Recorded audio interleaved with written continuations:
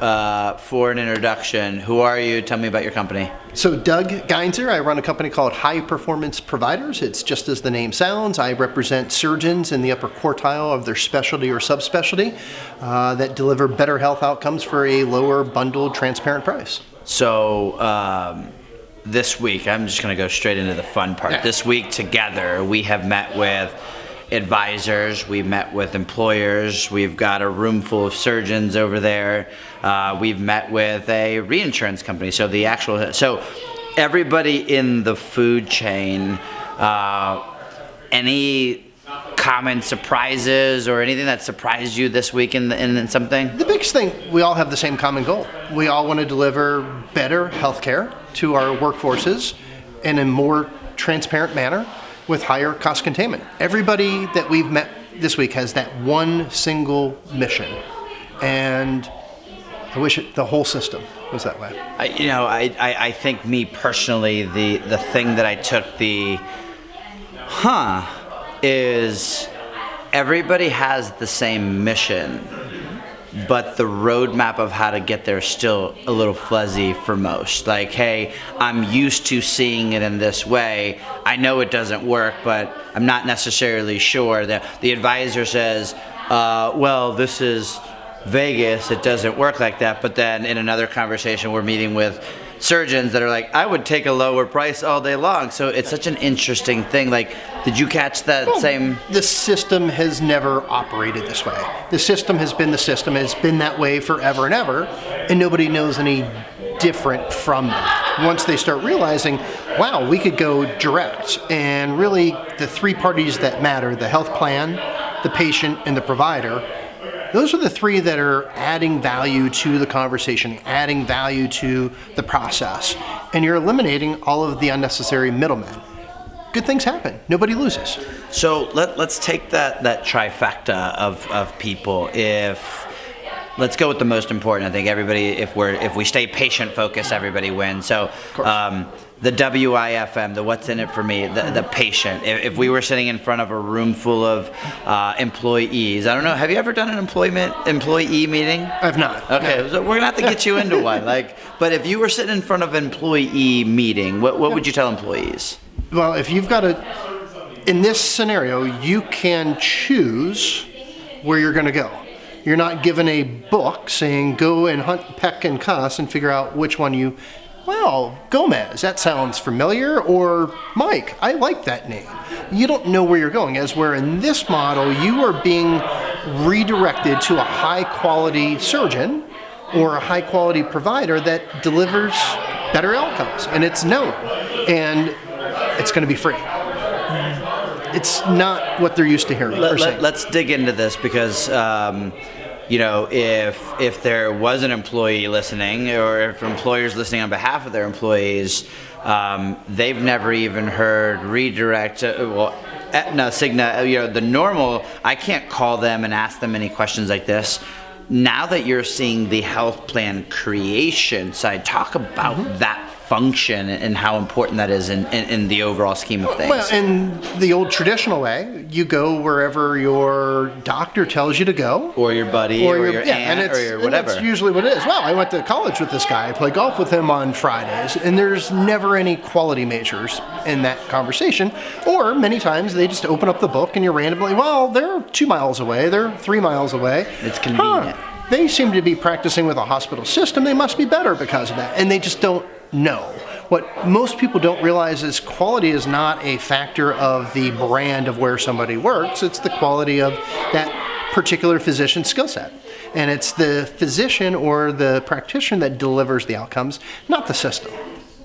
So if you were sitting in front of that employee, what's the suggestion then for them? Get somebody that knows what they're doing, that's a navigator, a clinically prepared nurse, to help guide you to the best level of care that's going to cost you less money. And at least start asking questions, right? Don't take the normal. So let's take then the other side. The people who employ employees are employers. For me, they are the true payer. I hate the term of payer and think insurance company. If you're talking to an employer or this week's worth of conversations, employers are sick of the normal. In a tight labor market that we're in right now, they're dying to give their employees more, and they know from a recruitment and retention. Talk about that conversation with employers. So the employers, the real conversations that I have with them are, look, I hired these employees because I want to provide them work. I need them to work for me. When they get sick, that's not happening. Right. And if I could get them better health care, reducing absenteeism, improving presenteeism and productivity. And that's why I hired them. That's why they came to work for me. And so we want to deliver better quality health care. Every employer wants to do that. They just don't know how to. Right. So in this conversation, what's the advice you give to an employer? To find an advisor, not a broker. There's a clear difference. Brokers are guys that come in with a spreadsheet and say, "Oh, it's been a shitty year. Sorry, we aren't supposed to swear on this, but we're going to. It's been a bad year. And you know what? Over here, we can move you to this plan, and it's only going to be a 10% increase, or this plan, it's going to be 12, and you're going to have to cost shift some of that to your employee." You don't have to do that. You could find an advisor that's going to align their interest with the employer to find the best health plan to work for their workforce. How long have you been having this conversation and kind of playing in the now seeing what advisors do? It's been recent, right? Last couple of years? So I came out of the HR field. So I was an HR guy when it was called personnel, so that's going to show some of my age. But in this particular market, healthcare has always been treated as a commodity. So it's like, our workforce isn't going to be here tomorrow, so who cares? But a lot of that is changing, obviously due to the current situations. And so now they're realizing, wow, this employee is working for me. I'm going to be taking care of their health care for a long time. So I better treat them well. And in that conversation, where do you think most employers, where do they have it wrong? Like what the misconception that maybe they have the most? They just don't know. At the end of the day, most employers, again, they had no clue that they can control healthcare costs. It's typically been a function of HR, and HR just brings their broker in and says, well, it's only going to be an 8% increase this year. It's better than last year, which it was 12. Right. And as an employer, there's no other cost in your entire P&L that you don't manage.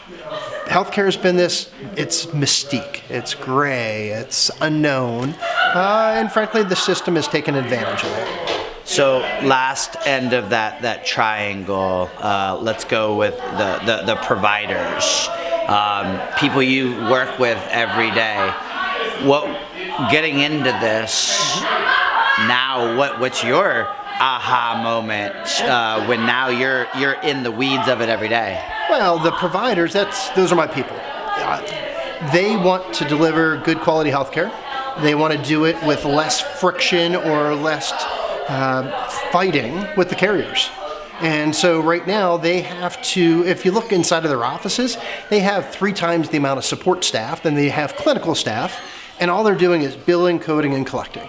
And so when I go to a provider and I say, look, this is a direct way of doing business. It's transparent.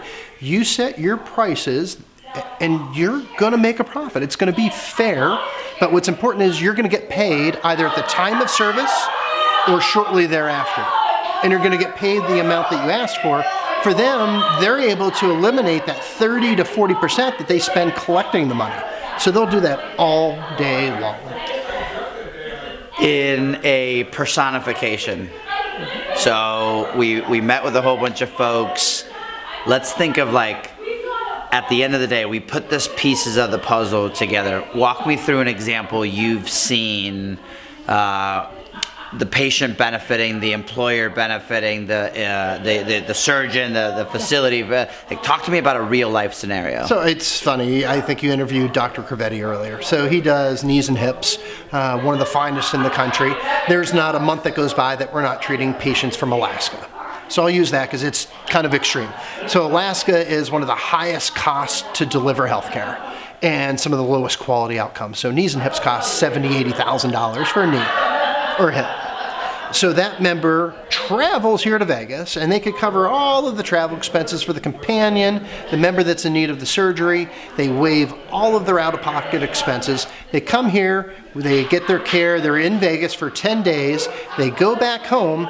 The member's out-of-pocket is zero, so it's saving them anywhere between $7,000 to $15,000 out-of-pocket, depending on plan design. Sure. So they're saving money.